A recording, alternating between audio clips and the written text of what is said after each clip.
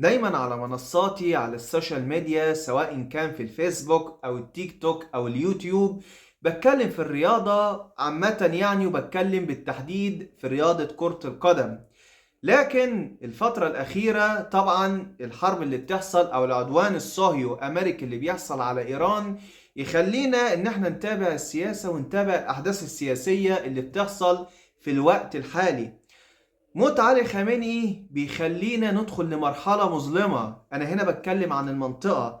موت علي خامنئي بيخلينا نسترجع مقولة القرموطي الشهيرة: العالم بعد 11 سبتمبر بقى غير العالم قبل 11 سبتمبر.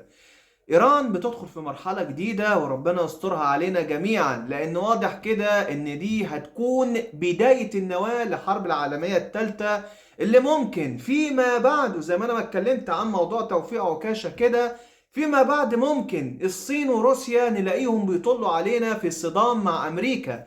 كل شيء متوقع، ولكن ده هيكون فيما بعد. موت علي خامنئي هيكون بداية لمرحلة عنيفة جدا في المنطقة. والفهد الفارسي، إيران هتتعامل مع الموضوع بنظرية شمشون، اللي هو أنا بهد المعبد على أصحابه، بولع المنطقة على كل اللي فيها وعلى رأسهم الأمريكان.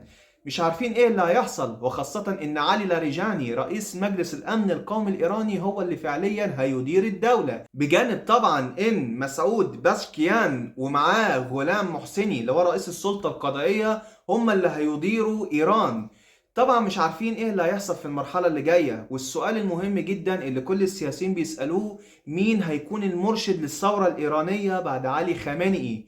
هل ابنه مجتبي خامنئي هل هيبقى هو هنا المرشد للثورة الإيرانية بعد أبوه، ولا ممكن تحصل مفاجأة في إيران ونلاقي حسن روحاني هو المرشد للثورة الإيرانية؟ وهنا حسن روحاني هيكون قدر ان هو يحقق اللي ما قدرش يحققه هاشمي رفسنجاني لما كان حاول ان هو يبقى هو المرشد للثورة الإيرانية سنة 89. عامة أحداث كتيرة منتظرة ومش عارفين إيه اللي ممكن يحصل، ولكن زي ما القرموطي ما قال: العالم بعد 11 سبتمبر بقى غير العالم قبل 11 سبتمبر. المنطقة بعد يوم 28 فبراير هتبقى غير المنطقة اللي كانت قبل 28 فبراير.